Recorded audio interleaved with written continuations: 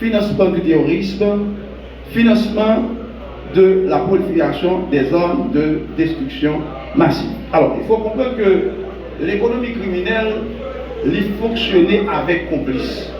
Il faut se dire, tout l'argent kidnapping que M.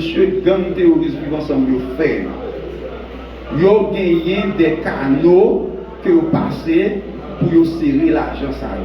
C'est ça, nous, le blanchiment des armes.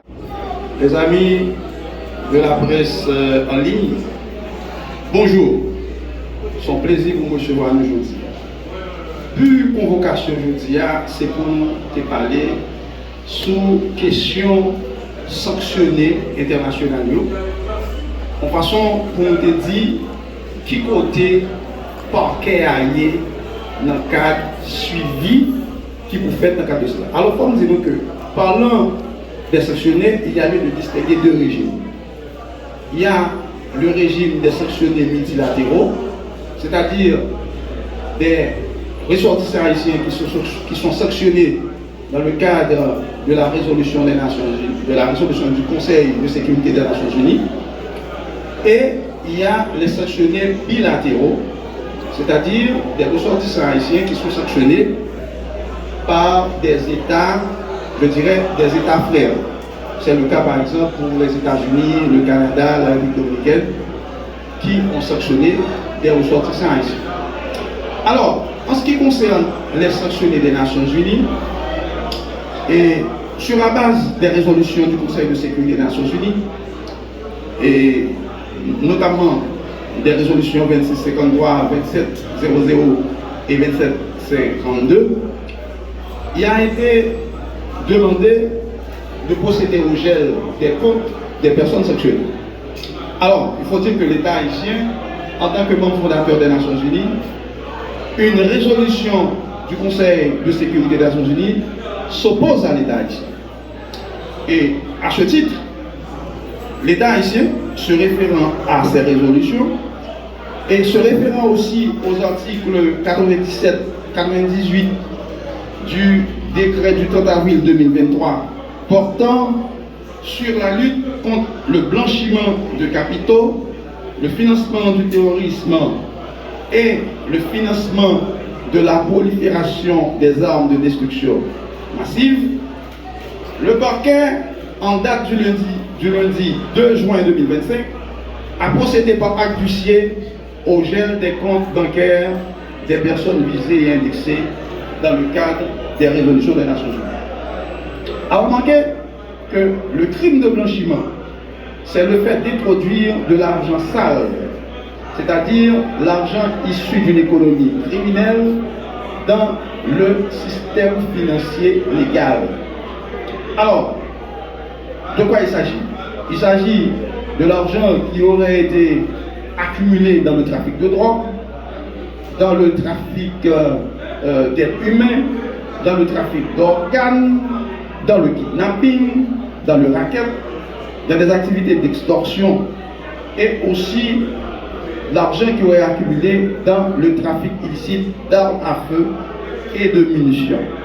Donc, en fait, le grand public doit retenir que quand on parle de blanchiment, il s'agit de fonds qui ont été accumulés dans des activités illicites et qui, par des moyens détournés, sont entrés dans le système financier légal. Alors, dans cette même perspective, en date du 6 juin 2025, le chef du parquet, chef de la poursuite, a requis les institutions spécialisées telles que l'UCREF, l'ULCC, d'ouvrir une enquête financière sur les sanctionnés ainsi que leurs complices pour blanchiment de capitaux, financement du terrorisme, financement de la prolifération des armes de destruction massive. Alors, il faut comprendre que l'économie criminelle, elle fonctionnait avec complices. Il faut se dire, tout l'argent kidnapping que M. gang terroriste vivant ensemble fait, il a gagné des canaux que vous passez pour serrer l'argent. C'est ça, nous, les blanchiment des avoirs, blanchiment de capitaux. Alors, parallèlement aux sanctionnés multilatéraux, il y a aussi les sanctionnés bilatéraux. Qui ça nous entend par sanctionnés bilatéraux? C'est des ressortissants haïtiens qui jouent une sanction dans le cadre politique, on a dit financière, dans le cadre politique, on a dit international, que un État qui s'est mis à Haïti prend contre un ressortissant haïtien. On revient ça des sanctionnés bilatéraux parce que c'est un pays qui, dans le cadre de compétences propres, il décide de sanctionner un ressortissant. Alors, en ce qui a trait à ces sanctionnés, l'État haïtien paraît dormi.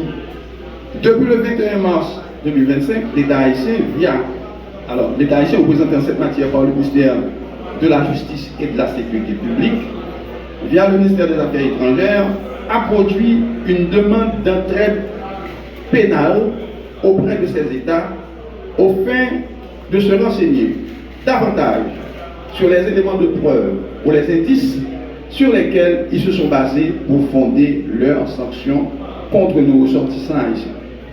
Pour l'instant, la procédure d'entraide pénale internationale est lancée.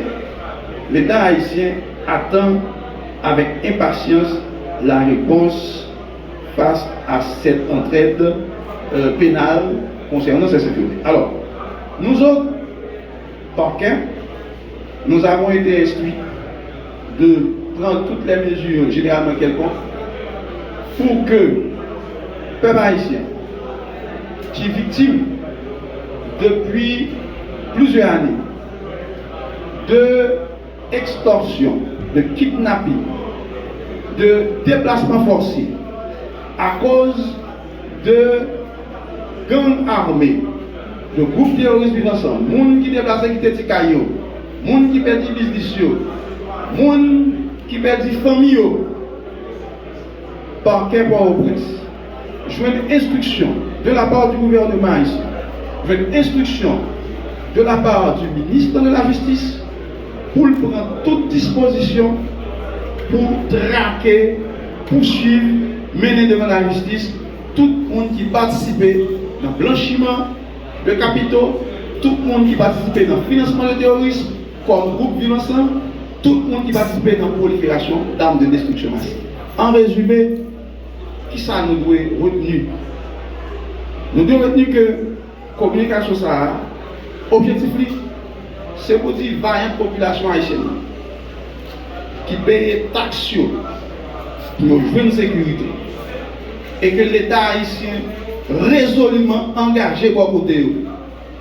Et pour ça, il est instruit par quelqu'un que m'a dirigé pour prendre toute disposition pour traquer, traîner devant la justice tout le monde qui participe, ni de près, ni de loin, dans le financement terrorisme, dans le blanchiment des avoirs et prolifération des armes d'exclusion massive.